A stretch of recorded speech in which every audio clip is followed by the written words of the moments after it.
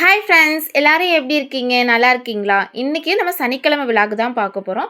நான் சனிக்கிழமை என்ன செஞ்சேன்னா, அவரைக்கட்டை குழம்பு தான் புளி ஊற்றி காரக்குழம்பு மாதிரி செஞ்சுருந்தேன். நீங்கள் என்ன சாப்பாடு செஞ்சீங்க? சாப்பிட்டீங்களா? அப்படிங்கிறதையுமே கீழே கமெண்ட் பண்ணுங்கள். வாங்க எப்படி செய்யலாம் அப்படிங்கிறத பார்க்கலாம். நான் பார்த்தீங்கன்னா 1.5 டம்ளர் வந்து அவரைக்கொட்டை நைட்டே ஊற வச்சு எடுத்திருந்தேன். அந்த அவரைக்கொட்டையை வந்து காலையில் குக்கரில் நல்லா வாஷ் பண்ணிவிட்டு கொஞ்சமாக கல்லுப்பு தண்ணியும் ஆட் பண்ணி 3 விசில் விட்டு எடுத்துக்கிட்டேன்.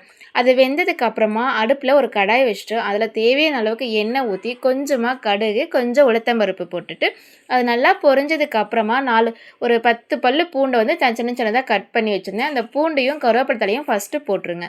அது ஓரளவுக்கு ஒரு ப்ரௌன் கலர் வந்ததுக்கு அப்புறமா அதுக்கப்புறம் சின்ன வெங்காயம் இருந்தால் போடுங்க. சின்ன வெங்காயம் இல்லைன்னா நான் வந்து பெரிய வெங்காயம் தான் எடுத்திருந்தேன். 2 பெரிய சைஸ் வெங்காயத்தை நல்லா பொடியாக கட் பண்ணி அதையுமே ஆட் பண்ணி நல்லா வதக்கி விடுங்க.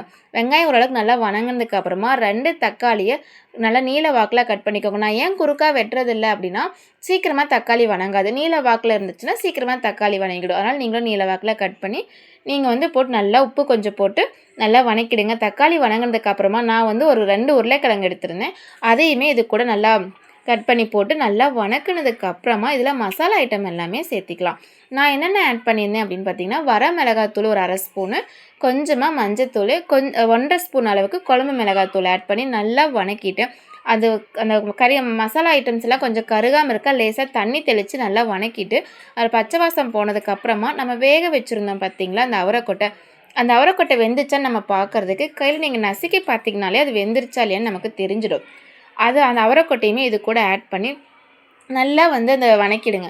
நான் முடிஞ்ச வரைக்கும் நல்லா வதக்கிட்டு அது கூட கொஞ்சமாக தண்ணி ஆட் பண்ணி நல்லா கொதிக்க விடுங்க.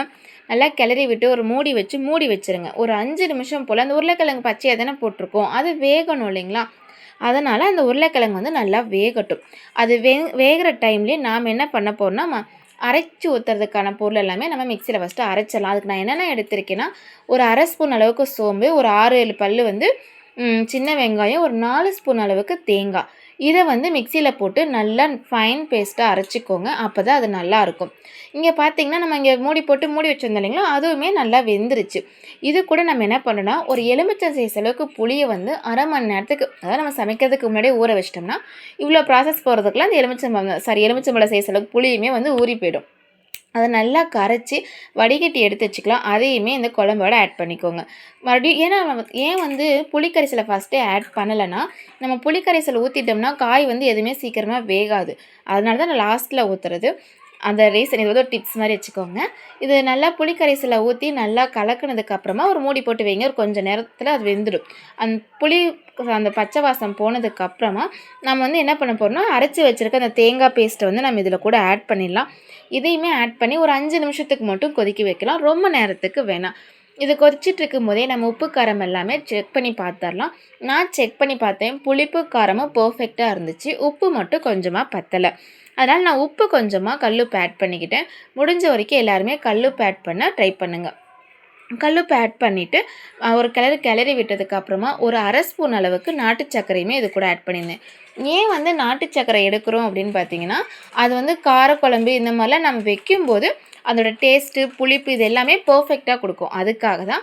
அதுக்கப்புறம் அது கூட கொஞ்சமே ஒரு கொத்தமல்லி தலையுமே கிள்ளி போட்டு நல்லா கிளறி விட்டுருங்க. சூப்பராக குழம்பு இருந்துச்சு. அதை பார்க்கும்போதே ரொம்ப டேஸ்ட்டாக அந்த சைட்லலாம் எண்ணெய் பிரிஞ்சு சூப்பராக இருந்துச்சு. நான் இப்படி தான் செஞ்சுருந்தேன். இதில் ஏதாவது ஒரு மிஸ்டேக் இருந்துச்சுன்னா நீங்கள் என் கூட ஷேர் பண்ணுங்கள். நான் அடுத்த டைம் செய்யும்போது இதை மாற்றிக்கிறேன். தேங்க்யூ.